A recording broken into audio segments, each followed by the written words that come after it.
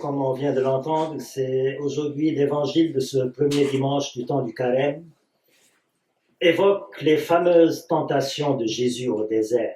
Alors, j'aimerais ce matin vous dire quelques mots, sans être exhaustif bien sûr, mais quelques mots sur la tentation dans notre vie. Alors, le temps du carême, c'est le temps du combat spirituel.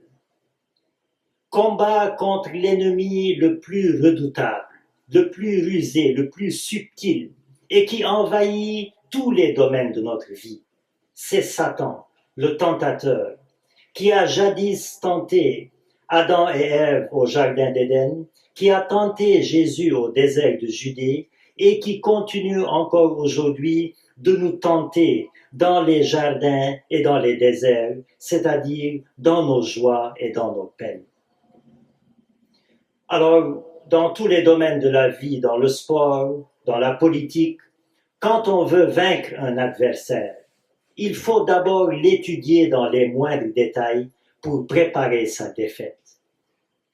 De même, quand on veut vaincre l'adversaire, quand on veut vaincre Satan le tentateur, il nous faut d'abord connaître son identité, son mode opératoire, sa stratégie pour préparer sa défaite.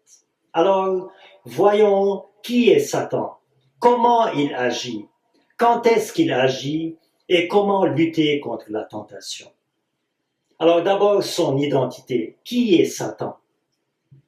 Ce n'est pas le personnage fictif des représentations où on le voit affreux avec des cornes sur un fond rouge ou noir. Non, Satan, c'est une créature spirituelle, donc invisible. C'est un ange de lumière, c'est-à-dire doté d'une intelligence et d'une puissance inégalées parmi les créatures. Alors, conscient de sa nature lumineuse, il tombe dans l'orgueil et se révolte contre Dieu.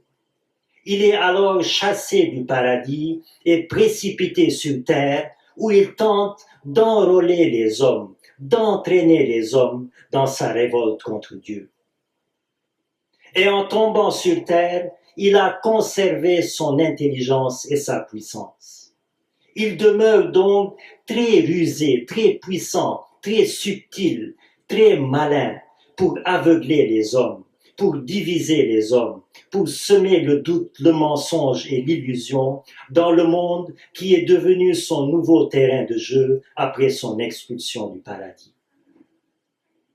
Voilà qui est Satan. C'est donc l'esprit du mal agissant dans le monde.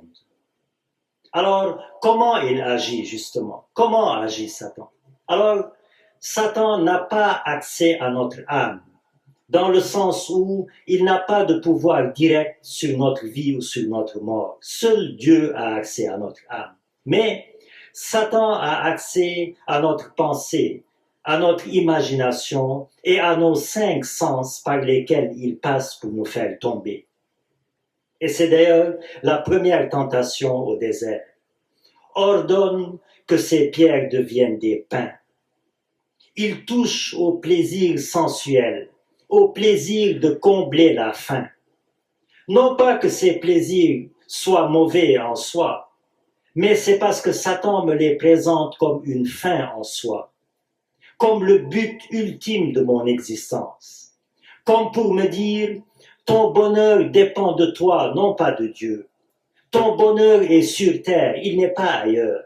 Alors, réponds aux pulsions de ton corps, réponds aux désirs de tes sens et tu trouveras le bonheur. » C'est un peu la mentalité de notre époque.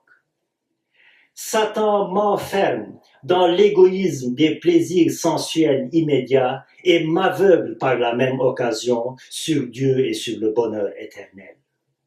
Voilà comment il agit. Alors, à quel moment il agit? Quand est-ce qu'il agit? Quel est son moment favori pour me tenter? Dans l'Évangile, Jésus a jeûné 40 jours, 40 nuits, et c'est quand il a eu faim que Satan s'est approché, pas avant. Quand il eut faim, Satan s'approcha de lui pour le tenter. C'est dire donc que c'est quand je suis en situation de faiblesse, en situation de vulnérabilité, quand je suis dans une impasse, quand je suis dans une épreuve, c'est alors que Satan s'approche. C'est alors qu'il se pointe pour m'enfoncer davantage en me proposant comme solution un mal caché sous l'apparence d'un bien. Par exemple, je suis dans une situation difficile avec mon époux, avec mon épouse. Il se pointe, Satan, pour m'enfoncer davantage en me proposant l'alternative du divorce ou de l'adultère. Je vis une situation difficile avec mes parents.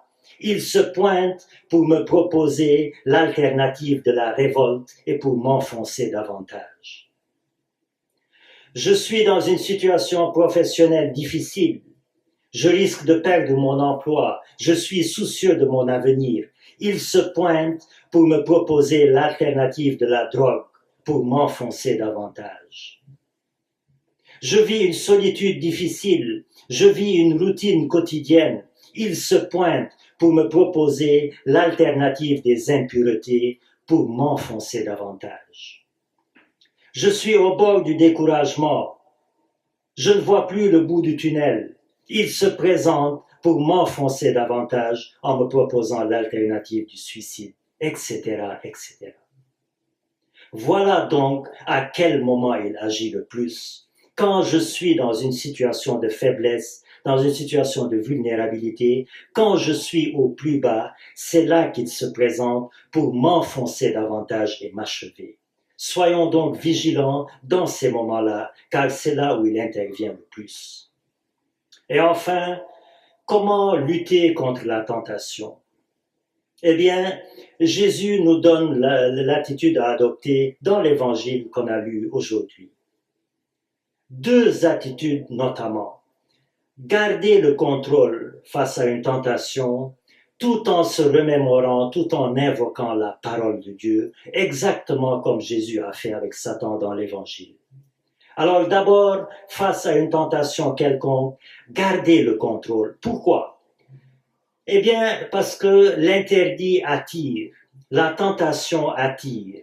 Et lorsque je suis assailli par une quelconque tentation, eh bien, je panique, je m'agite intérieurement. Je veux tomber et ne pas tomber. Je suis hésitant et finalement, je finis par tomber dans la tentation.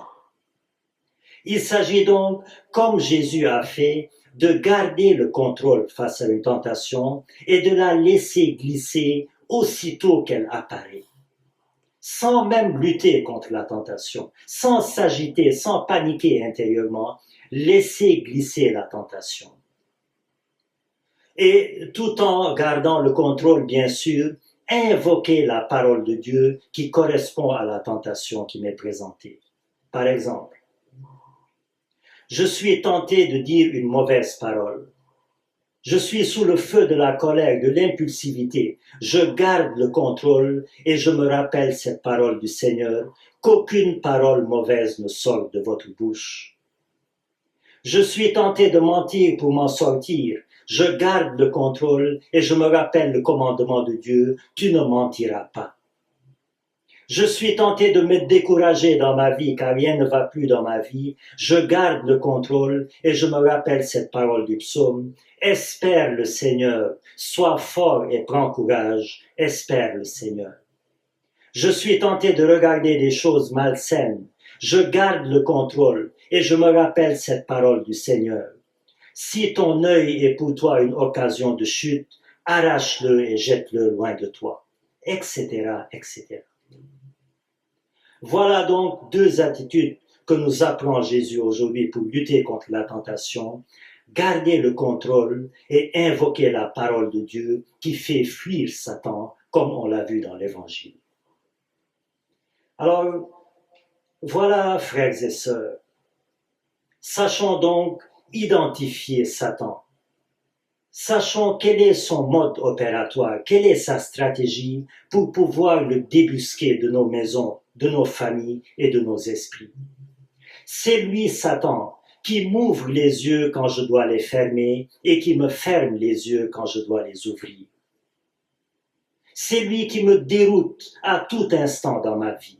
Alors, avec Jésus, disons-lui, arrière Satan, tu es un obstacle sur ma route. Tes pensées ne sont pas celles de Dieu, mais celles des hommes. Et en ce début de carême, en ce premier dimanche du carême, allons au désert avec Jésus et implorons-le en disant, comme nous allons dire tantôt à l'autel dans le Notre Père, ne nous laisse pas entrer en tentation, mais délivre-nous du mal.